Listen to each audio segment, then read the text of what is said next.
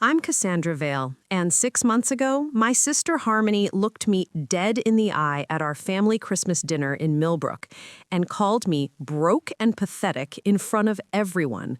She laughed as she told the whole table how I was still living in a tiny studio apartment while she had her corner office at Prestige Marketing Solutions downtown.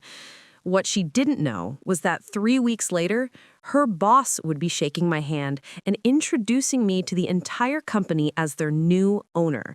And the look on her face when she realized her broke and pathetic sister was now her boss? Priceless. But if you think this story is just about a workplace power shift, you're wrong. This is about what happens when someone who spent years looking down on you discovers that underestimating family can cost everything. Before we jump back in, tell us where you're tuning in from, and if this story touches you, make sure you're subscribed, because tomorrow, I've saved something extra special for you. Let me take you back to that Christmas dinner, because that's where this whole thing really started. Picture this. The Vale family gathered around our parents' dining table in their cozy Millbrook home, the same house where Harmony and I grew up. The turkey was carved, the wine was flowing, and everyone was in that comfortable post-meal haze when the conversation turned to careers. My Aunt Patricia asked how we were both doing professionally, and that's when Harmony saw her moment to shine. "Well," Harmony said, dabbing her lips with her napkin like she was about to deliver some grand announcement, "I just got promoted to Senior Account Manager at Prestige Marketing Solutions. You know, the big firm downtown, corner office, company car, the works." She paused dramatically, letting that sink in before her eyes landed on me with that familiar smirk I'd grown to hate. Cassie here is still finding herself. Still in that same little studio apartment above the bakery on Maple Street. Still driving that old Honda that sounds like it's about to die any second. The table went quiet. Not the comfortable quiet of a satisfied family dinner, but that awkward, tension-filled silence that makes everyone suddenly very interested in their dessert plates. My mom shot Harmony a warning look, but my sister was just getting started. "I mean, we're the same age," Harmony continued, her voice taking on that fake sweet tone she'd perfected over the years. "28 years old, and I'm building a real career while she's still playing around with her little hobbies." She said the word hobbies like it tasted bitter in her mouth.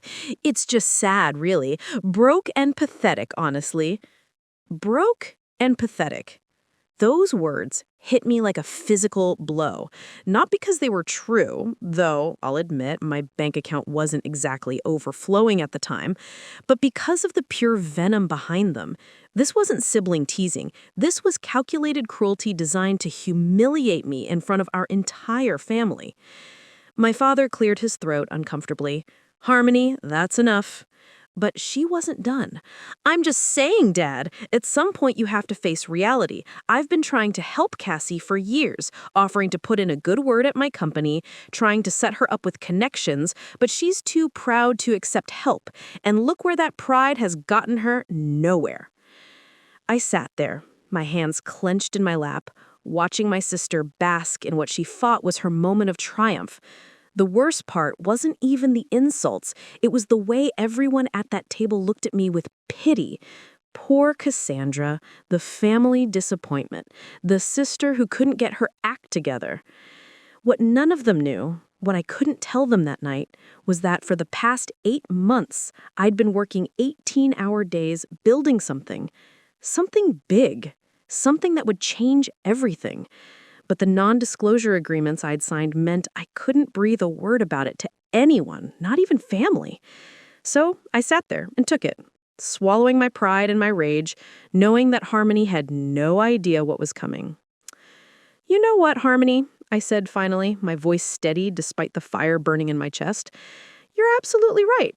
I should probably start taking things more seriously." She leaned back in her chair, satisfied that she had made her point. "Finally some sense. It's never too late to grow up, Cassie."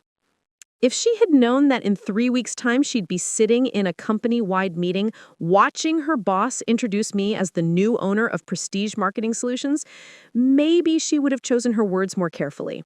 If she had any idea that her broken, pathetic sister was now her boss, priceless.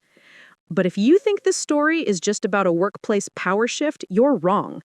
This is about what happens when someone who spent years looking down on you discovers that underestimating family can cost everything. The next 3 weeks would change everything. And Harmony, she was about to learn that underestimating me was the biggest mistake of her career.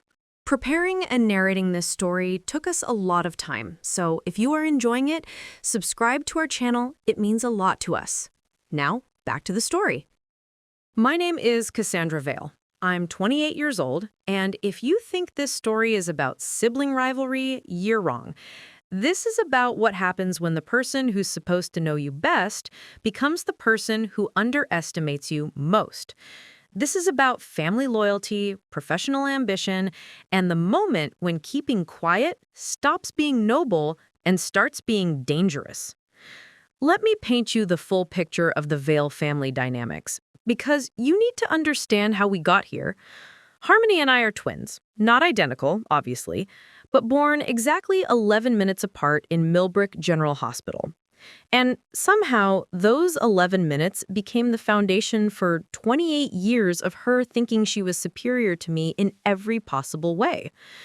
Growing up in our parents' modest two-story house on Elm Street, Harmony was always the golden child.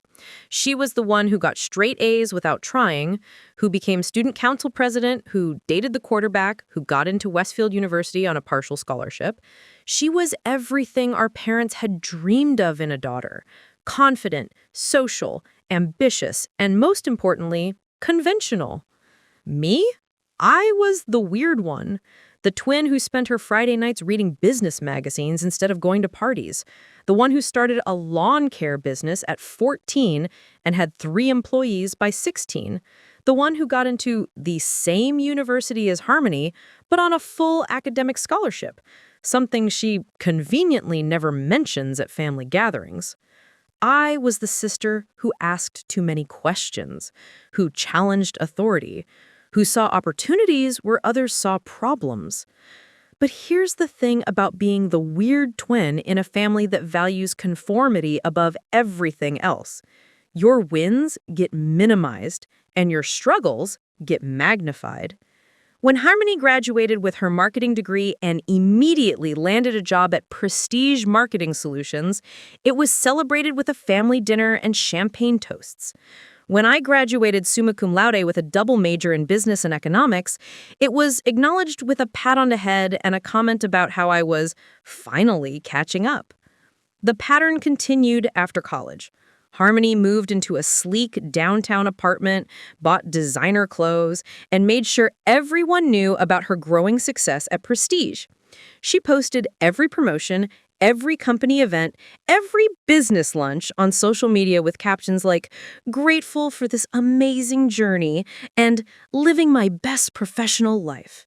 She became the success story our family told everyone about. Meanwhile, I was quietly building something different, something bigger. But because it didn't look like traditional success, because I was living modestly, driving an older car, and keeping my mouth shut about my projects, everyone assumed I was failing. Even our parents started giving me those worried looks, those gentle suggestions about maybe asking Harmony for career advice. The truth was, I had been working on something revolutionary for the better part of 2 years, something that would change not just my life, but the entire landscape of digital marketing in our region. But the nature of what I was building required absolute secrecy, ironclad NDAs, and the kind of patience that most people, especially people like Harmony, couldn't understand. While she was climbing the corporate ladder one rung at a time, posting about her corner office and company car, I was developing proprietary technology that would make traditional marketing firms either evolve or die. While she was networking at wine tastings and industry mixers, I was in silent negotiations with investors who understood the future of business in ways that old-school companies like Prestige could never grasp. But from the outside, especially to family who only saw surface-level success, it looked like I was spinning my wheels. It looked like I was the sister who couldn't get her life together, who was still finding herself, while Harmony had figured everything out. And Harmony, she ate it up. Every family gathering became an opportunity for her to showcase her achievements while subtly highlighting my apparent lack of them. She'd talk about her latest client acquisition while asking me if I was still doing that computer thing. She'd mention her salary increases while offering to lend me a few bucks if I needed help with rent. She'd describe her business trips to major cities while suggesting I might want to consider getting a real job at some point. The worst part was that our parents enabled it. They weren't malicious about it. They genuinely thought Harmony was trying to help me, and they couldn't understand why I wasn't more grateful for her guidance. They saw her success as proof that she knew what she was talking about, and my quieter path as evidence that maybe I really did need her help. But what none of them realized was that every condescending comment, every public humiliation, every moment of being treated like the family failure was being carefully filed away in my memory. Not out of spite, out of strategy. Because I knew that when the truth finally came out, when my real work was revealed, the contrast would be devastating. That Christmas dinner wasn't an isolated incident. It was the culmination of years of systematic undermining, years of being made to feel small by someone who was supposed to be my equal, my partner, my twin. And it was the moment I decided that keeping quiet was no longer serving anyone, especially not me. Because in 3 weeks, Harmony was about to learn that her broke and pathetic sister had just become her boss. And I was going to make sure she understood exactly what that meant. The pattern of Harmony treating me like her personal charity case didn't start with that Christmas dinner. It had been building for years, woven so seamlessly into our family dynamic that everyone, including me for a long time, accepted it as normal sisterly concern. It started right after college graduation. I had decided to turn down 3 corporate job offers to pursue my own path, which involved developing what would eventually become my proprietary marketing automation platform. But back then, it just looked like I was unemployed, while Harmony was collecting paychecks and climbing ladders at Prestige Marketing Solutions. The first intervention came about 6 months after graduation. Harmony showed up at my studio apartment above Rossetti's Bakery on Maple Street, the same apartment she would later use as ammunition at that Christmas dinner, carrying coffee and what she called sisterly advice. "Cassie, we need to talk," she said, settling into my only chair while I perched on the edge of my bed. "Mom and Dad are worried about you. Hell, I'm worried about you. You can't keep living like this forever." "Living like what?" I asked, genuinely confused. My apartment was small but clean. I was paying my bills, and I was making steady progress on my project. "Like a college student who refuses to grow up," she said, gesturing around my modest space. "Look, I get it. The real world is scary, but you can't hide out here forever pretending that whatever you're working on is going to magically turn into a career." That was the first time she used the word pretending to describe my work. Not the last. Over the next year, as I continued developing my platform and networking with potential investors, Harmony's interventions became more frequent and more public. She started bringing up my situation at family dinners, always framed as concern, but always ending with her offering solutions that involved me giving up my work and following her path. "I could probably get you an entry-level position at Prestige," she'd say, in front of our parents and whoever else was listening. "Nothing fancy, of course, maybe receptionist or administrative assistant, but it would be a start, a real start." The way she said "real start" made it clear what she thought about everything I'd been doing for the past year. The investor meetings, the prototype development, the legal consultations, none of it was real in her mind.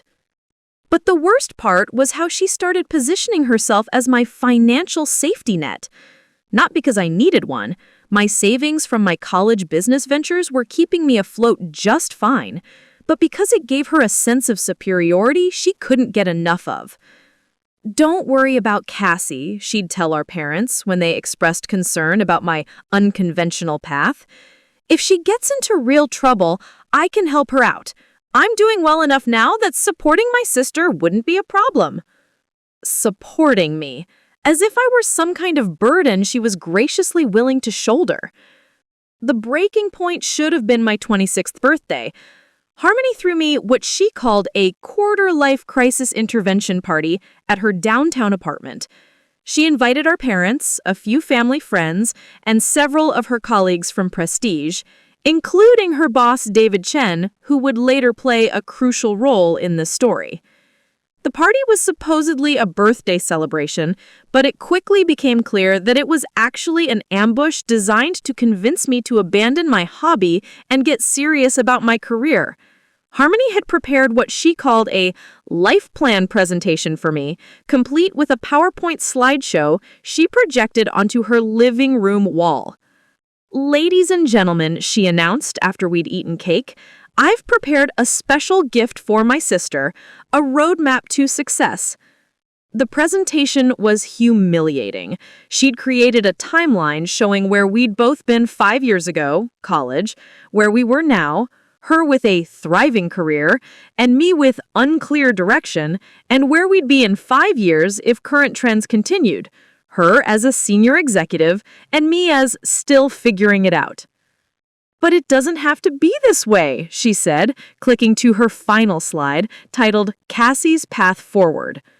The slide outlined a step-by-step plan for me to get my life on track, starting with abandoning my current project and ending with me working my way up at a company like Prestige.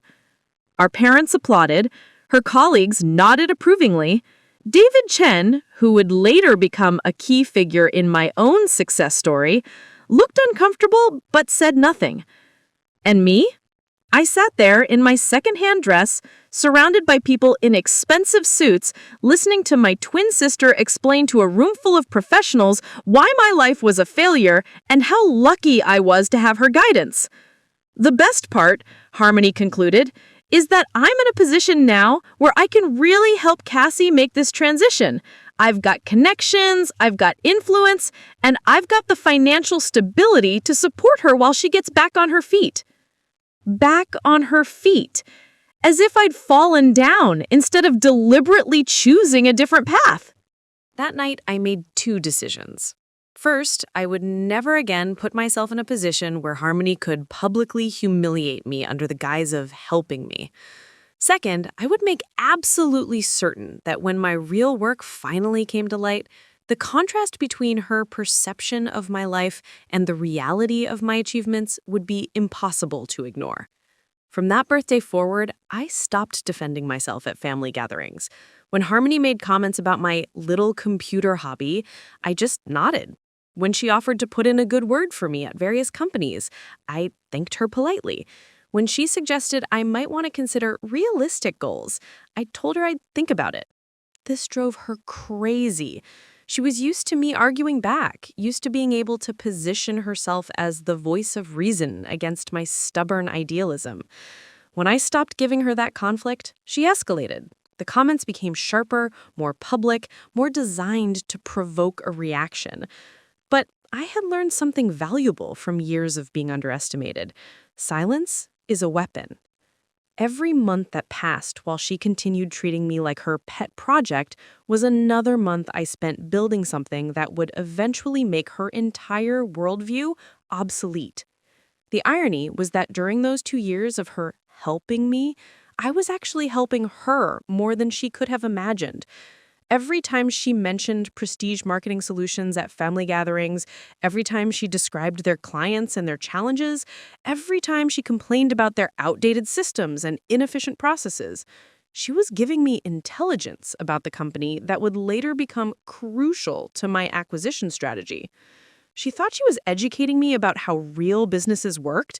In reality, she was providing me with a detailed analysis of her employer's weaknesses, delivered with the kind of insider perspective that consultants charge millions to provide. By the time we reached that Christmas dinner, the one where she called me broke and pathetic, I had already been in negotiations to acquire Prestige Marketing Solutions for 3 months. The due diligence was complete, the financing was secured, and the contracts were in their final review stage. But Harmony didn't know any of that.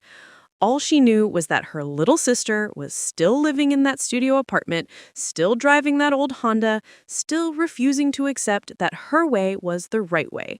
She had no idea that in less than 3 weeks, I would own her career, her corner office, and her professional future.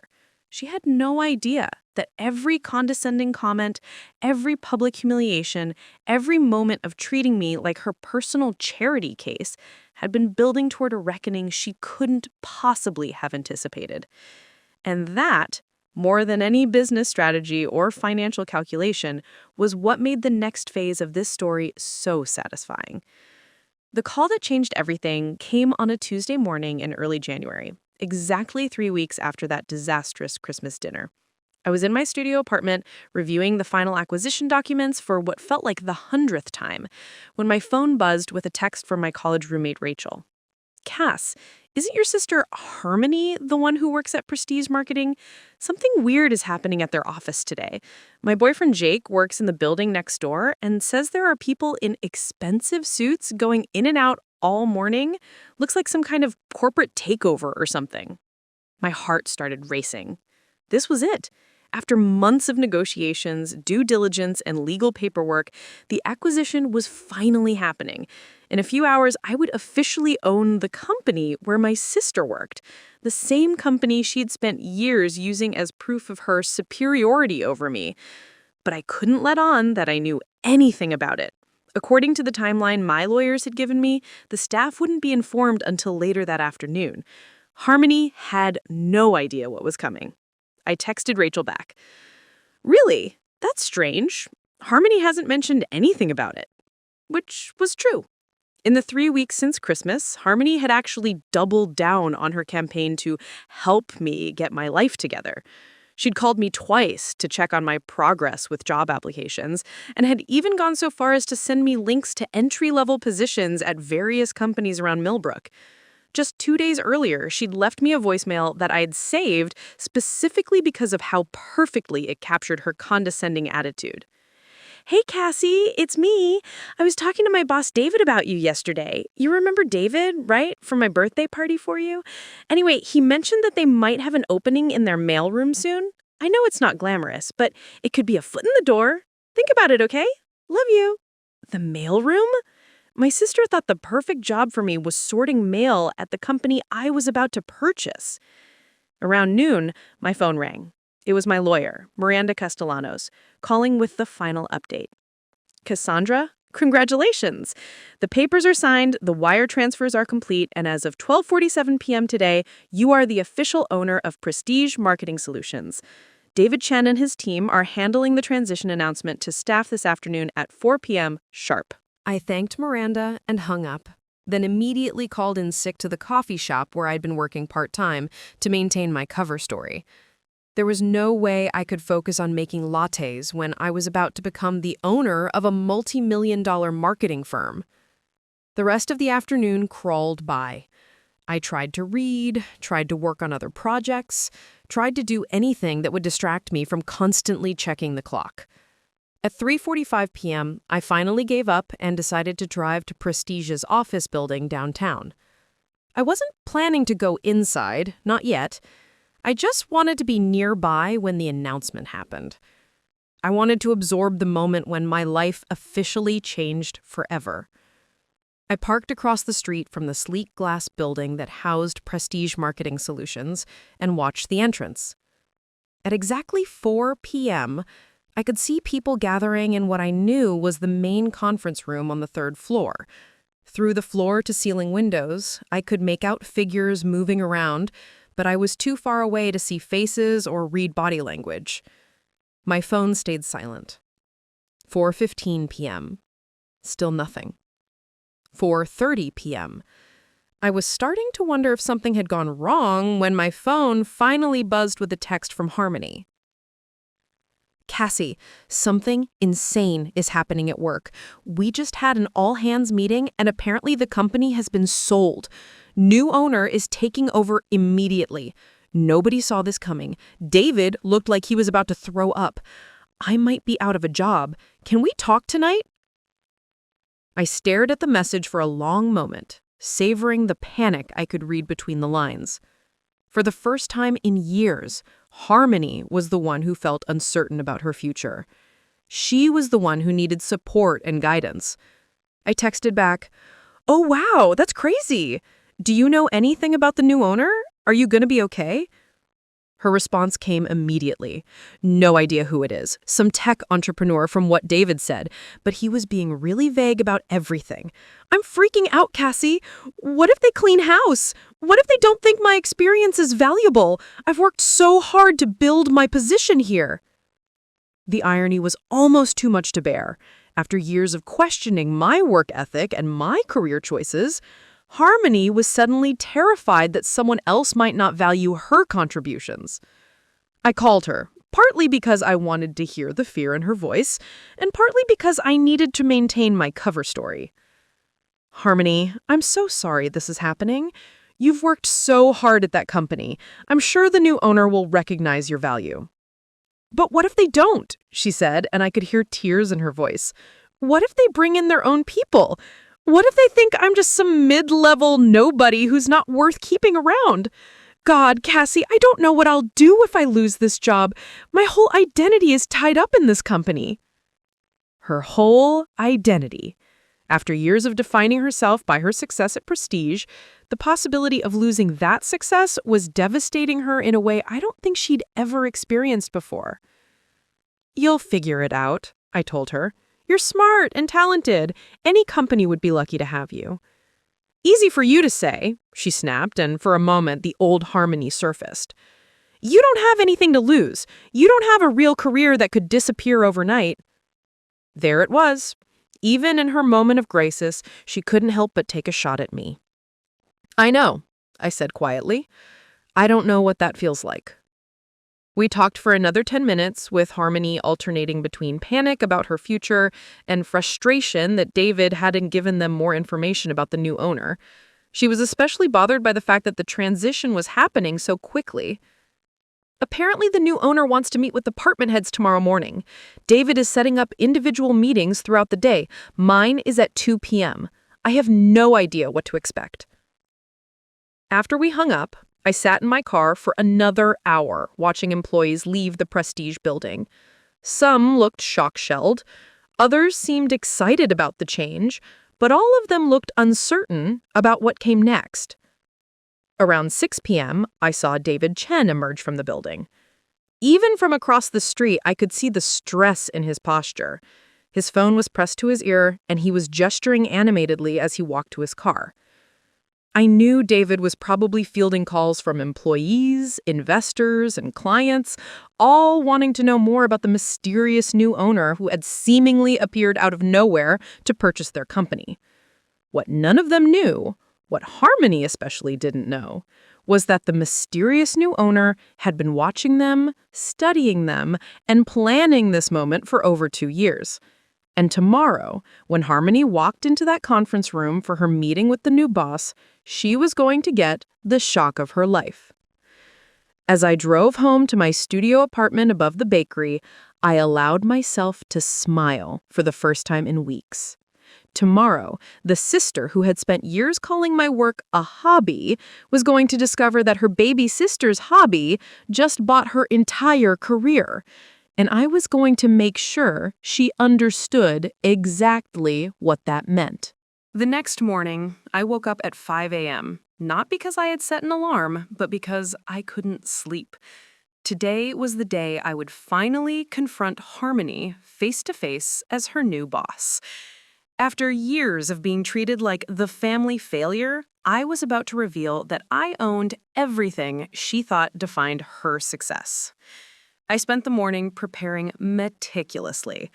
I'd already arranged with David Chen to have my first official meeting with department heads, but I'd specifically requested that we not reveal my identity until I was physically in the room with each employee.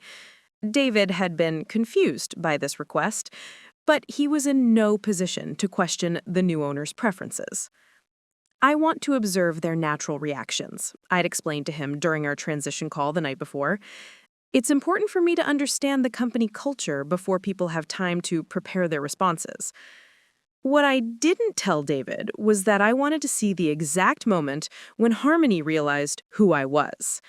I wanted to witness her face when everything she thought she knew about her life got turned upside down. At 1:45 p.m., I arrived at the Prestige Marketing Solutions building downtown.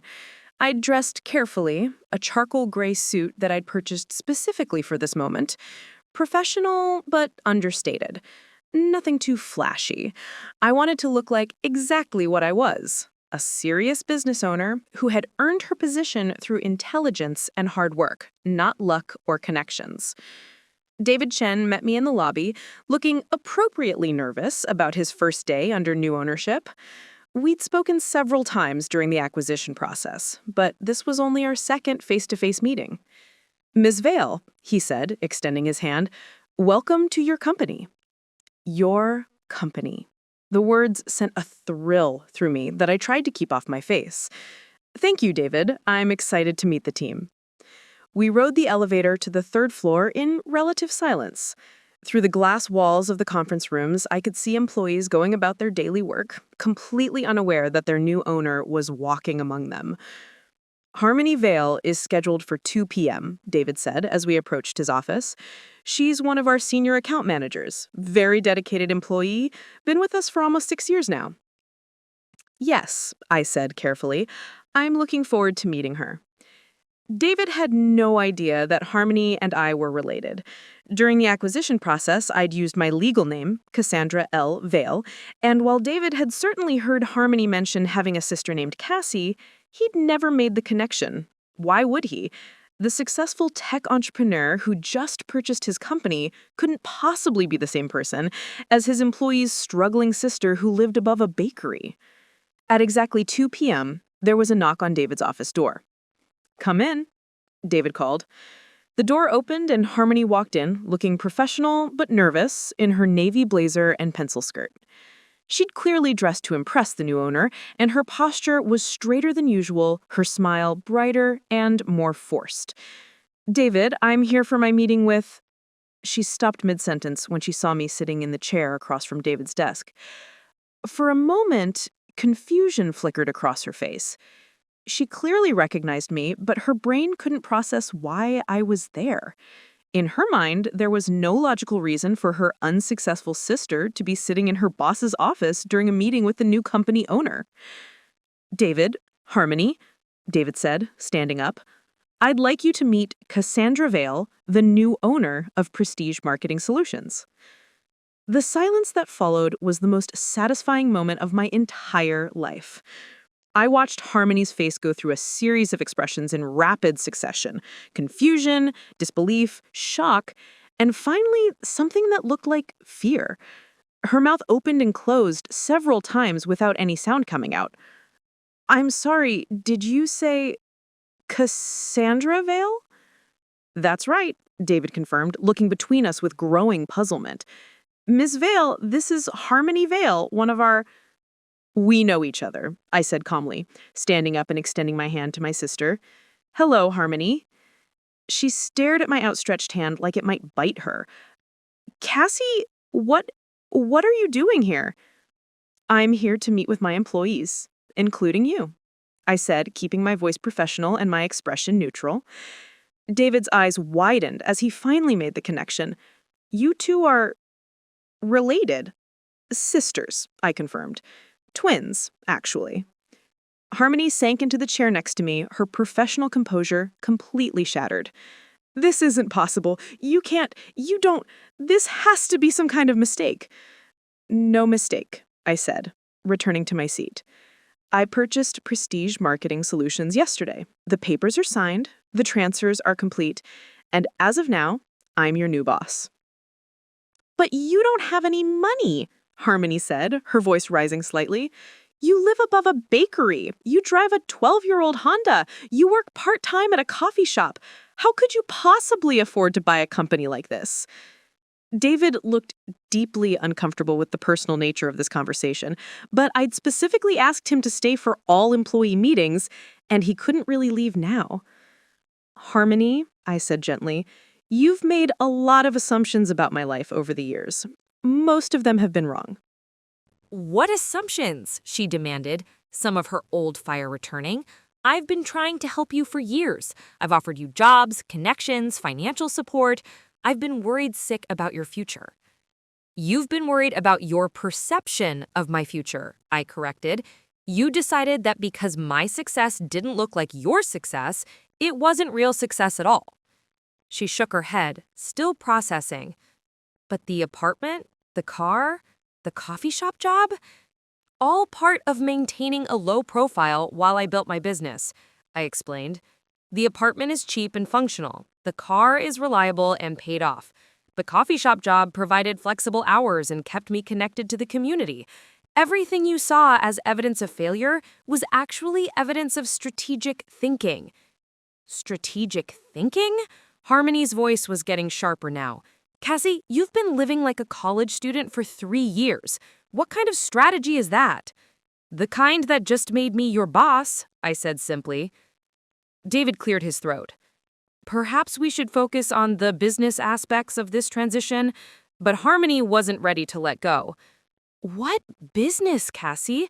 What have you been doing that I don't know about? How is any of this possible?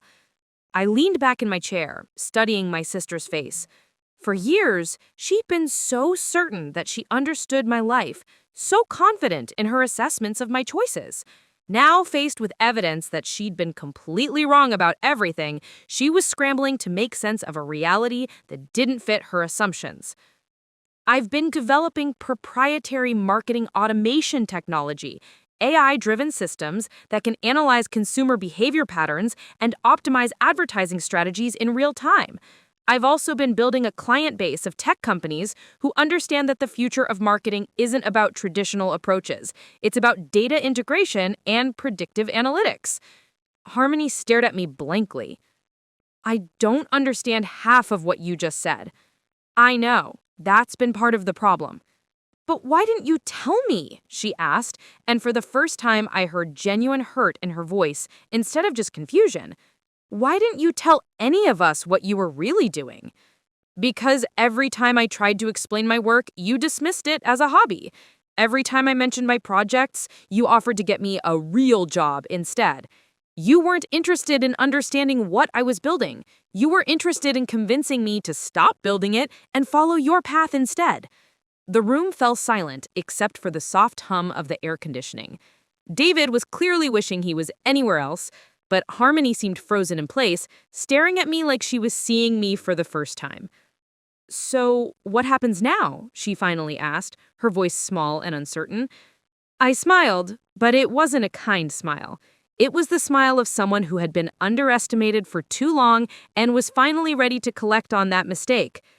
Now, I said, we have a conversation about your future at my company.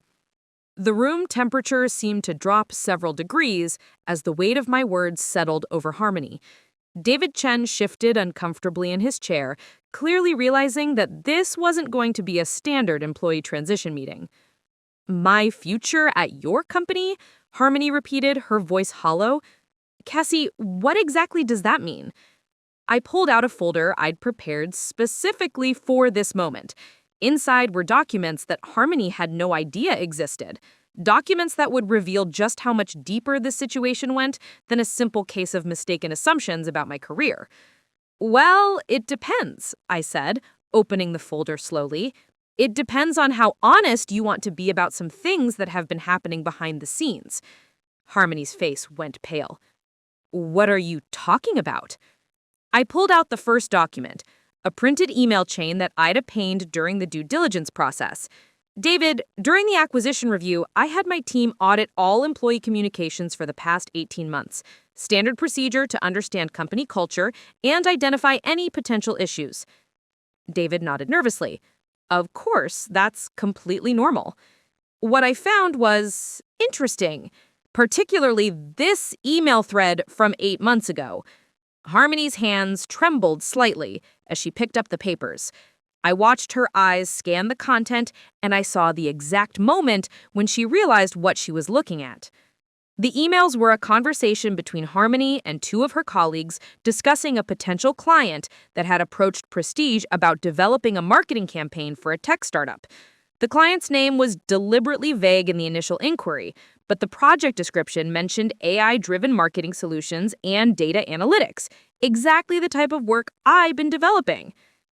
I don't understand, she said, but her voice suggested she understood perfectly. Read the emails out loud, Harmony. I think David should hear this too. Harmony's voice was barely audible as she read her own words back to the room. This client sounds like they're trying to do that weird tech stuff my sister's always rambling about. Maybe we should pass on this one. It sounds too complicated and probably isn't worth the headache. David frowned. I don't remember seeing that client proposal. That's because it never made it to you, I said, pulling out the second document. According to the email trail, Harmony convinced her colleagues to reject the inquiry without forwarding it up the chain. The client was told that Prestige wasn't the right fit for their needs. Harmony set the papers down with shaking hands. Cassie, I didn't know. The client, I interrupted, was me. The silence that followed was deafening. David's mouth fell open, and Harmony looked like she might be sick. 8 months ago, I reached out to Prestige under my business name, Vale Tech Solutions, to test whether your company would be interested in collaborating on some of my larger client projects. I thought it might be a good opportunity for both of us. You reached out to us? David asked, clearly trying to piece together the timeline. I did. And Harmony, without knowing it was me, convinced your team to reject the proposal because it sounded too much like the weird tech stuff her sister was working on. I leaned forward. Do you want to know what that rejected collaboration would have been worth? Harmony couldn't speak. She just stared at me with wide, terrified eyes. $12 million, I said. Over 3 years. That was the contract value I was prepared to offer Prestige as a strategic partner. David made a choking sound. 12 million? The irony, I continued, is that if Harmony had been just a little less dismissive of her sister's work, Prestige might have avoided the financial difficulties that ultimately led to the company being put up for sale. Financial difficulties? Harmony whispered. David looked uncomfortable. We've been struggling for the past 6 months, lost several major clients to more tech-forward competitors. That's why the board decided to sell. And here's the beautiful part, I said, pulling out the final document from my folder. The tech-forward competitors who've been taking your clients, 3 of them are companies that I've been working with for the past 2 years. Companies that reached out to me after their initial contracts with traditional marketing firms exactly like Prestige, failed to deliver the results they needed. Harmony's professional facade was completely gone now. She looked like she was going to cry. You're saying that I cost us the deal that could have saved the company? Not just cost you the deal, I said. Cost you the deal with the person who ended up buying the company instead. The weight of this revelation hung in the air like a physical presence. David was frantically scribbling notes, probably trying to calculate how different things might have been if that original partnership had gone through. Harmony just sat frozen, staring at the documents that proved her dismissiveness toward me had literally cost her company millions of dollars. But there's more, I said, because I wasn't finished. Harmony's head snapped up. More? I pulled out my phone and opened a voice recording app. During the due diligence process, I also reviewed employee performance evaluations and client feedback reports. I wanted to understand the full scope of talent and capabilities within the company. That's standard, David confirmed, though he looked increasingly worried about where this was going. What I found, I said, is that over the past year, Harmony has been consistently steering clients away from any marketing strategies that involved significant technology integration, not because she couldn't execute them, but because she didn't believe they were effective. I scrolled through my phone and found the specific file I was looking for. Here's a quote from the client feedback survey for the Meridian Industries account, and this is a direct quote from their CMO. While Harmony Vale was professional and responsive, she seemed reluctant to embrace the data-driven approaches we specifically requested. When we asked about AI integration and predictive analytics, she suggested we stick with more traditional methods that had proven track records. David winced. We lost the Meridian account 6 months ago. You lost it because they moved to a firm that could provide the technological sophistication they needed, a firm that, incidentally, I recommended to them after they reached out to me for consultation. Harmony finally found her voice. You've been stealing our clients? I've been helping clients who weren't getting what they needed from their current marketing firm. Clients who were asking for innovation and being offered tradition instead. This is... David started, then stopped, clearly not sure how to finish that sentence. This is what happens when you let personal bias affect professional judgment, I said, looking directly at Harmony. For months, you've been sabotaging your own company's growth because you couldn't accept that the future of marketing might involve the same weird tech stuff your unsuccessful sister was working on. I didn't know. I didn't want to know. There's a difference. I closed the folder and leaned back in my chair. So, now we come to the question of your future here. As the new owner, I have to decide what to do with an employee who has a documented history of rejecting profitable opportunities and steering clients away from innovative solutions. Cassie, please, Harmony said, and now the tears were flowing freely. I know I made mistakes, but I didn't realize. I didn't realize because you never bothered to actually understand what I was doing. You decided it wasn't important, so you didn't pay attention. And that lack of attention cost this company millions of dollars and ultimately led to its sale. David cleared his throat carefully. Ms. Vale, what are you thinking in terms of personnel changes? I smiled, and I knew it wasn't a pleasant expression. I'm thinking, I said slowly, that some people in this company are going to need to prove that they can adapt to new ways of doing business. And some people are going to need to demonstrate that they understand the value of innovation. I stood up, smoothing down my suit jacket. Harmony, you have 48 hours to prepare a comprehensive proposal for how you plan to integrate advanced marketing technologies into your client strategies. I want specific examples, detailed timelines, and measurable outcomes. But I don't know anything about... Then I suggest you learn quickly, I said, because the sister you called broke and pathetic is now the person who decides whether you keep your job. The look of absolute panic on Harmony's face was everything I had dreamed it would be. The 48 hours I'd given Harmony to prepare her proposal passed with the kind of systematic precision I'd learned to appreciate in business. During that time, I didn't just sit back and wait. I took control of my company with the methodical approach that had gotten me here in the first place. My first order of business was implementing immediate changes that would signal to everyone at Prestige that the old way of doing things was over. I scheduled individual meetings with every department head, reviewed all active client contracts, and began the process of integrating my proprietary technology into the company's service offerings. But I also made some very strategic phone calls. The first call was to Marcus Chen, David's younger brother who worked as a technology journalist for TechCrunch.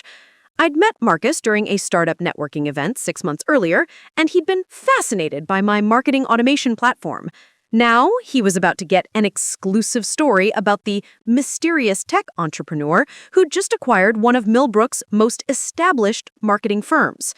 Marcus? It's Cassandra Vale. Remember we discussed doing a feature story about emerging tech in traditional marketing? I think I have something that might interest you. The second call was to Jennifer Walsh, the CMO of Meridian Industries, the client Harmony had lost due to her resistance to technological innovation.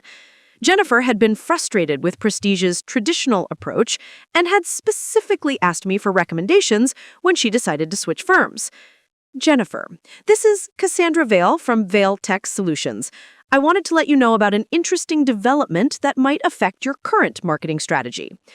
The third call was to the Millbrook Business Journal, the local publication that covered major business transactions in our area. They'd been trying to get details about the Prestige acquisition since the news broke, and I was ready to give them exactly the story they wanted. By Thursday afternoon, the media pieces were falling into place exactly as I'd planned. But more importantly, word was spreading through the Millbrook's tight-knit business community that something significant was happening at Prestige Marketing Solutions. At 3 p.m. on Thursday, exactly 48 hours after our confrontation, Harmony knocked on my office door. I'd moved into the corner office that had previously belonged to the company's founder, a space that Harmony had always dreamed of occupying someday. "Come in," I called, not looking up from the client reports I was reviewing. Harmony entered carrying a thick folder and what looked like a laptop bag. She'd clearly spent the past 2 days working frantically, and it showed. Her usually immaculate appearance was slightly disheveled, and there were dark circles under her eyes. "I have my proposal," she said, setting the folder on my desk with a thud. "Sit down," I said, finally looking up. "Let's see what you've put together." Harmony opened the folder and pulled out what had to be at least 50 pages of printed materials. Charts, graphs, timelines, budget projections. She'd clearly thrown everything she could think of into this document. "I spent the last 2 days researching advanced marketing technologies," she began, her voice carefully controlled. "I've identified 12 specific areas where Prestige could integrate AI-driven solutions into our current client strategies." She began walking me through her proposal, and I had to admit, she'd done her homework. She'd clearly spent hours learning about marketing automation, predictive analytics, and data integration. The proposal was comprehensive, well-organized, and showed genuine effort to understand concepts she'd been dismissing for years. But as she spoke, I was also checking my phone for updates on the media coverage that was about to break. At 3:47 p.m., while Harmony was explaining her timeline for implementing customer journey mapping software, my phone buzzed with a notification from TechCrunch. The article was live. "Excuse me for just a moment," I said, interrupting her mid-sentence. "I need to check this message." I opened the article and quickly scanned the headline. "From studio apartment to corporate takeover. How a 28-year-old tech entrepreneur quietly built an empire while her family thought she was failing." Perfect. "Is everything okay?" Harmony asked, noticing my expression.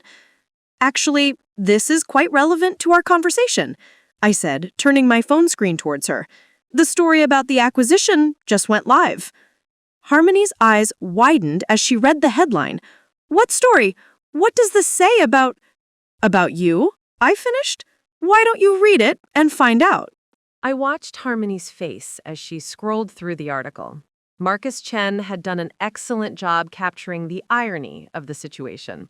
He'd interviewed me extensively about my background, my technology development, and the strategic thinking behind the Prestige acquisition. But he'd also included details about the family dynamics that had motivated my approach. The article painted a clear picture. A brilliant entrepreneur who'd been systematically underestimated by her own family while quietly building the exact innovations that traditional companies desperately needed. It described how I'd been developing cutting-edge marketing technology while my sister, an employee at the company I would eventually purchase, was actively steering clients away from similar solutions. "This says," Harmony's voice was barely a whisper, "this says I didn't know you were my sister when I rejected the initial collaboration proposal." "That's correct," I confirmed. "But it also says that you've been planning this acquisition for over a year." "Also correct." Harmony set down the phone with shaking hands. "Cassie, did you buy this company specifically to get back at me?" I leaned back in my chair, considering how to answer that question. "I bought this company because it was underperforming due to resistance to technological innovation, which made it available at a reasonable price. The fact that you worked here and that your resistance to innovation was part of the problem was certainly a factor in my decision-making process. "So this is revenge," she said flatly. "This is business," I corrected. "But business that happens to provide a certain satisfaction." My phone buzzed again. This time, it was a text from David Chen. "Cassie, my phone hasn't stopped ringing since that TechCrunch article went live. Everyone wants to know about our new technology capabilities. 3 former clients have already called asking about renewed partnerships." I showed the message to Harmony. Interesting timing, don't you think? Before she could respond, my office phone rang. I answered it on speaker. "Ms. Vale, this is Jennifer Walsh from Meridian Industries. I just read the TechCrunch article, and I wanted to discuss the possibility of working with Prestige again, now that you're implementing the technological approaches we originally requested." I glanced at Harmony, whose face had gone completely white. "Jennifer, I'd be happy to discuss that. Can I schedule a call with you for tomorrow morning?" "Actually, I was hoping we could meet today. This is exactly the kind of innovation we've been looking for, and we're ready to move quickly on a new contract. I'll have my team prepare a proposal. We should be able to get something to you by end of business today." After I hung up, Harmony stared at me in silence for a long moment. "That was the Meridian account," she finally said. "Yes, it was. The account I lost 6 months ago because I wouldn't implement the technology strategies they wanted." "The same account," I confirmed.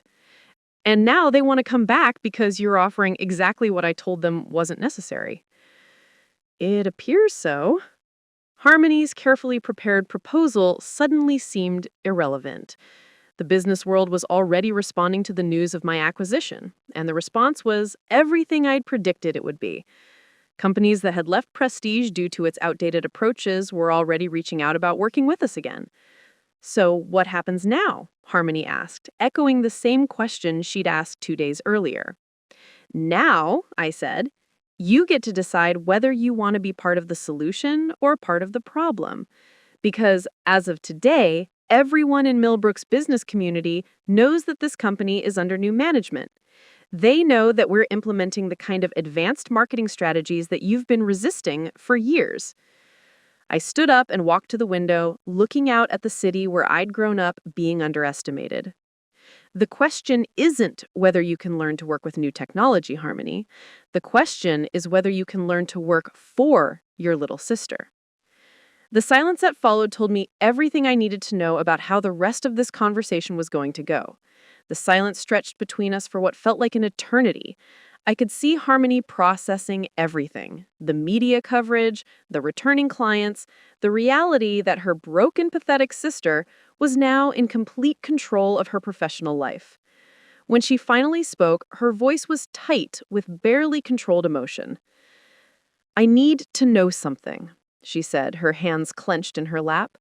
"How long have you been planning this? How long have you been watching me struggle with technology integration, knowing that you could have helped, but choosing not to?" It was a fair question, and one I've been expecting. I've been building my technology for 3 years. I've been considering acquiring a traditional marketing firm for 18 months. And I've been specifically watching Prestige's performance decline for the past year. "That's not what I'm asking," Harmony said, her voice rising. "I'm asking when you decided to destroy my career." "I didn't destroy your career, Harmony. You did that yourself." Before she could respond, my office phone rang again. David Chen's voice came through the intercom. "Ms. Vale, I have Rebecca Morrison from the Millbrook Business Journal on line 2. She's calling about the TechCrunch article and wants to schedule an interview for tomorrow's edition. Tell her I'll call her back in an hour." Then I turned to Harmony. "Where were we?" "You were explaining how this isn't personal revenge disguised as business strategy." Actually, I was about to show you something else. I turned to my computer and pulled up a file I'd been saving for this exact moment. During the due diligence process, I reviewed all employee communications, including personal emails sent from company accounts. Harmony's face went pale. "You read my personal emails?" "I read emails sent from Prestige accounts that mentioned family members or contained discussions about company business. It's standard practice during acquisitions." I clicked on a specific folder, including these. The emails I was showing her were conversations between Harmony and our mother sent over the past 6 months. In them, Harmony had been providing detailed updates about her work at Prestige, but she'd also been sharing her growing frustration with the company's direction and her concerns about her job security. More importantly, she'd been talking about me. "Read this one," I said, pointing to an email from 3 months ago. Harmony's voice was barely audible as she read her own words. "Mom, I'm getting really worried about the company. We keep losing clients to these tech-heavy firms that promise all kinds of AI integration and data analytics. Honestly, it reminds me of the nonsense Cassie is always going on about with her computer projects. Sometimes I wonder if she's actually onto something, but it's probably just wishful thinking. Either way, I might need to start looking for a new job soon." I pulled up another email, this one from 6 weeks ago. The worst part is that some of these new firms are getting incredible results for clients who left us. There's one company, Vale Tech Solutions, that seems to be everywhere now. They're doing exactly the kind of work Cassie claims she's doing, but obviously they're actually successful at it. I wish I understood this stuff better, but it's too late to change directions now. "You knew," I said quietly. "Deep down, you knew that the technology approaches you were rejecting were actually working. You even suspected that I might be onto something legitimate. But instead of asking questions or trying to learn, you doubled down on dismissing it." Harmony was crying now, tears streaming down her face as she stared at her own written words. "Mom, I didn't know it was your company. I had no idea that Vale Tech Solutions was you." "But you did know that traditional marketing was failing," I pointed out. "You knew that clients were leaving for tech-forward firms. You knew that the industry was changing. And instead of adapting, you spent family dinners calling me broke and pathetic." My phone buzzed with a text message. Then another. Then a third. I glanced at the screen and saw messages from former Prestige clients, local business leaders, and competitors, all responding to the TechCrunch article. "This is what success looks like, Harmony," I said, holding up my phone. 24 hours after the world learns that I own this company, everyone wants to work with us. Not because they feel sorry for me or because family connections got me here, because I built something valuable. Harmony wiped her eyes and tried to compose herself. "So what do you want from me? Do you want me to apologize? Do you want me to admit that I was wrong about everything?" "I want you to understand what just happened here. For years, you treated me like a failure because my version of success didn't match your expectations. You offered to help me get real jobs while I was building a real business. You worried about my future while I was securing it." I stood up and walked around my desk and stopped directly in front of her chair. "But more than that, you actively worked against the kind of innovation that could have saved this company. You steered clients away from technological solutions that might have kept them happy. You rejected collaboration opportunities that could have prevented Prestige from needing to be sold in the first place." "I know," she whispered. "I realize that now." "Do you? Because this isn't just about our family dynamic anymore. This is about a documented pattern of resistance to business innovation that cost this company millions of dollars and resulted in significant job losses." As if summoned by my words, David Chen knocked on the door and entered without waiting for permission. His face was grim. "Ms. Vale, I need to discuss the staffing situation with you. Given the media coverage and the client responses we're getting, we're going to need to restructure several departments immediately." "What kind of restructuring?" Harmony asked, her voice shaky. David looked uncomfortable. "Well, with clients specifically requesting the technology integration services that Ms. Vale's team can provide, we're going to need people who can actually implement those strategies. We can't afford to have account managers who are resistant to the approaches our clients are asking for." "How many people are we talking about?" I asked, though I already knew the answer. "At least 6 employees across 3 departments. People who have been consistently steering clients toward traditional methods instead of embracing innovation." David's eyes flicked briefly to Harmony, then back to me. "The board is concerned that keeping resistant employees could damage our reputation with clients who are coming back specifically because they expect a more forward-thinking approach." Harmony's face went completely white. "You're firing me." I'm evaluating all personnel based on their ability to contribute to the company's new direction, I corrected. Your proposal was thorough, and it shows that you're capable of learning. But it also shows that you're starting from zero knowledge in areas where we need immediate expertise. My phone rang again. This time it was a call from a venture capital firm in Boston that had been following my work for months. They'd seen the TechCrunch article and wanted to discuss potential investment opportunities for scaling my technology platform. I need to take this call, I said to both David and Harmony. David, can you give us a few more minutes? After David left, I answered the call on speaker, partly because I needed to take it and partly because I wanted Harmony to hear what a real business conversation sounded like. Ms. Vale, this is Patricia Kim from Apex Ventures.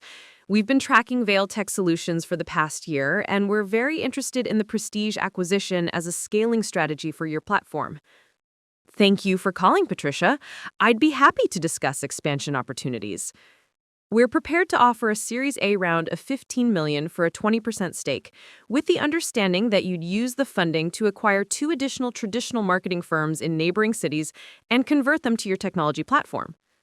I glanced at Harmony, whose mouth was hanging open.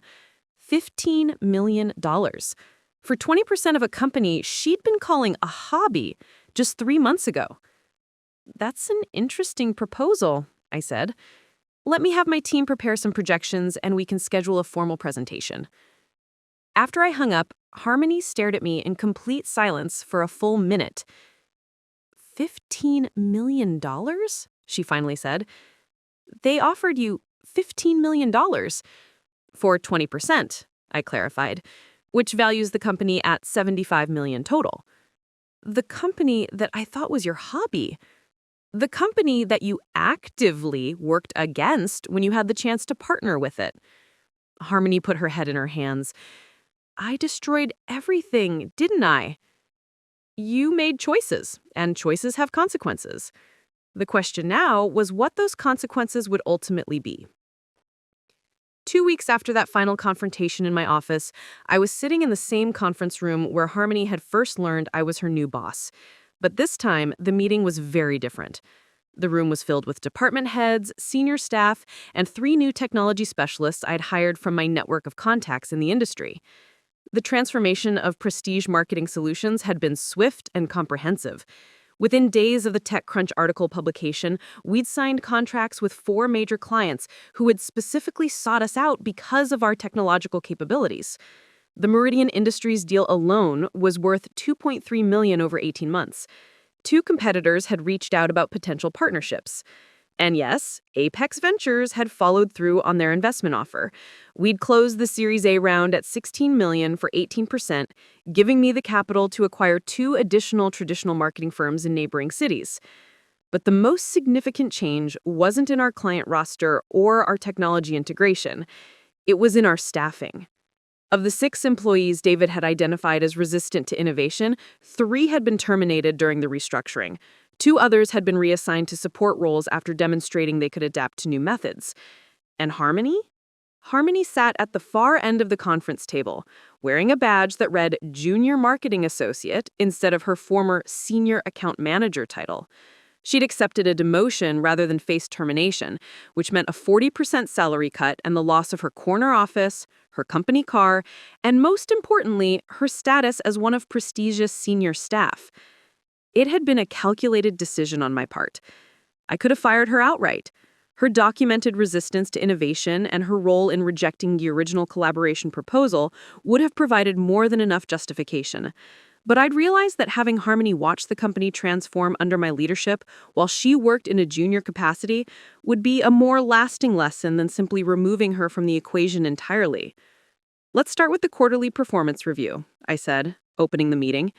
Rachel, can you walk us through the client satisfaction metrics? Rachel Morrison, my new director of client relations, stood up with a tablet in hand. Client satisfaction is up 37% since the acquisition. We've had 0 client defections and have gained 6 new accounts specifically requesting our technology integration services. Excellent. James, what about revenue? James Chen, David's cousin, who joined us from a tech startup in California, presented the financial summary. Revenue is up 42% quarter over quarter. The Meridian renewal alone has exceeded our projections by 18%, and the 3 new enterprise clients are tracking ahead of their contracted minimums. I nodded approvingly. And our technology integration? Fully operational across all client accounts, reported Sarah Kim, my lead developer who'd relocated from Boston to oversee the technical transition. The AI-driven analytics are providing client ROI improvements averaging 28% compared to their previous traditional marketing approaches. As each department head presented their updates, I watched Harmony taking careful notes.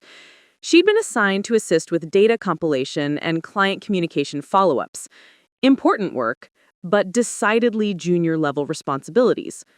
Gone were the days when she presented to clients or made strategic decisions about account direction. "Harmony," I said when we reached the end of the formal presentations, "do you have the client feedback summaries I requested?" Yes, she said, standing up with a folder that was noticeably thinner than the elaborate proposal she'd prepared 2 weeks earlier. "I've compiled responses from all active accounts regarding their satisfaction with our new technology integration services." She walked around the table and handed me the folder, then returned to her seat. I noticed that several of the senior staff members didn't even look up when she spoke, a stark contrast to the attention she'd commanded in this same room just a month ago. "Let me read a few highlights," I said, opening the folder.